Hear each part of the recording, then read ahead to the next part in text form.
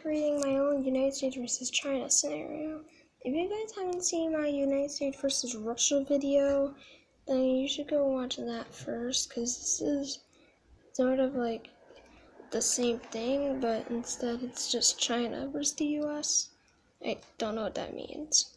So basically, we have the US carrier sailing between Taiwan and the Philippines, and Chinese aircraft blow it up. So we have the United States declaring war on China because of this.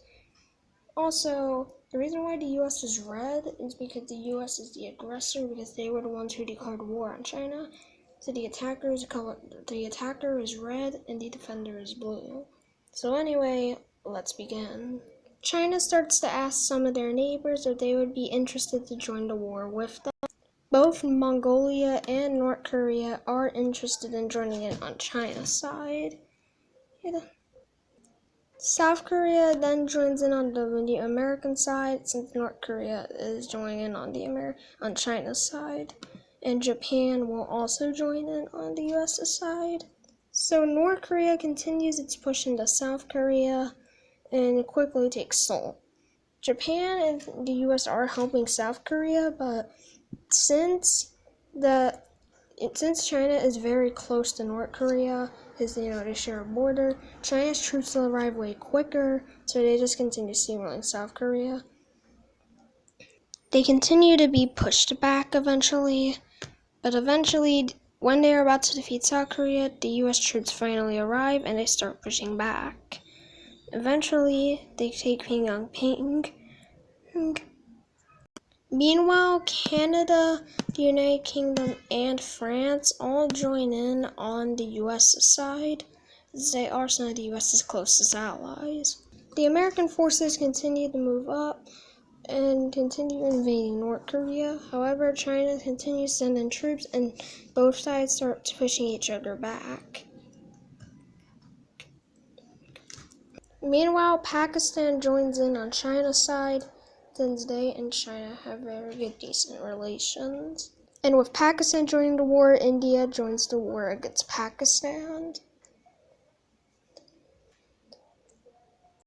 Both sides continue on fighting each other, since they are starting to get closer. However, when you compare the militaries of India and Pakistan, you obviously know that India is way stronger. So India quickly captures Islamabad. And after the fall of their capital, Pakistan surrenders to India.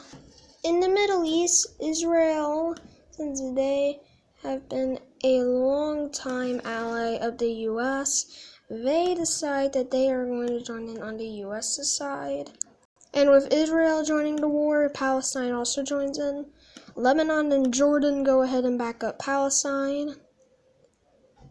So Israel begins its invasion of Lebanon, while Israel starts an invasion of Palestine, while Jordan actually starts an invasion of the Golan Heights and southern Israel. However, Israel is stronger than most of the Arab states, so Israel quickly knocks out Palestine. And Lebanon is wiped out. With both Lebanon and Palestine knocked out, Israel can focus all of its troops against Jordan. So they continue pushing in, and eventually they take Jordan's capital, and Jordan surrenders. In Southeast Asia, Vietnam decides to join in on the US side, and with Vietnam joining the US side, Laos and Cambodia both declare war on Vietnam. So Vietnam continues to push into Cambodia and take their capital. Cambodia quickly falls to Vietnam, and a full-scale invasion of Laos begins, while Taiwan joins in on the US side. Back on the Korean Peninsula, North Korea continues being pushed back, and eventually North Korea finally falls. Oh, wait, I accidentally gave North Korea the color of them being on the US side. Hold on, I changed that, there you go. Back in Southeast Asia, Vietnam continues invading Laos, and eventually Laos finally falls. And with the fall of Laos, Vietnam can focus all of our troops against China, which now has to currently fight up in North Korea since North Korea has fallen. and they also have to fight against India. Speaking of India, India is starting to launch an invasion of southern China, pushing through Tibet. With the fall of North Korea, the Allies decide their next move. Their next move is to invade Manchuria and start moving towards Beijing. Vietnam wants to knock out China's Yunnan province. That way they can start getting closer to a border with India. While India suggests that they knock out China's western provinces in order to make them surrender. The first one to launch their plan is the US, with them having their troops mobilized after knocking out North Korea. They moved through Manchuria pretty successfully, and they start to get close to Beijing. The second one to launch their plan is India, as they had been invading China since the fall of Pakistan. They start to push into most of Tibet, and they eventually start to cut off China's borders with Central Asia. And Vietnam is the last one to launch their plan, with them being able to push through Yunnan province and also some of the provinces around it. However, they don't get in that far because China knows that taking out Vietnam could be a bit easy, so they start sending troops down there, making it harder for Vietnam to advance. Meanwhile, the Philippines decide to join the war on the U.S.'s side since they were one of the U.S.'s old colonies. Well, back when the U.S. owned them.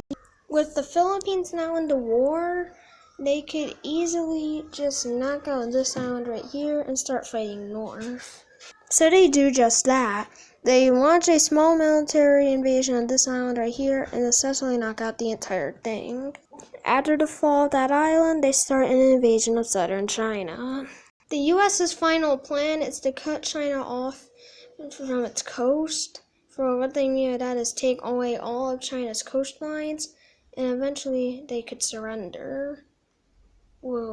China surrenders. So the U.S. makes several landings along China's coast, along with Canadian and British forces, as they are also in the war, along with France. Back in Manchuria, the U.S. continues to push in and eventually knock out all of Manchuria. And eventually the Battle of Beijing takes place. It is the bloodiest battle of the war, and it does end in a U.S. victory. However, there is still no terms of surrender sent out by the Chinese government, so they continue to take more and more of China's stuff. Eventually, they knock out all of China's coastline, and they continue their invasion of China. Mongolia, on the other hand, surrenders over to the red side, and after many, many years of fighting, China surrenders. So yeah, that is going to do it for my United States versus China scenario.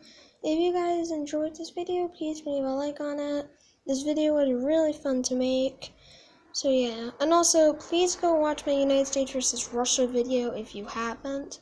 Thanks for watching. Tomorrow I will make a India versus China video. So goodbye.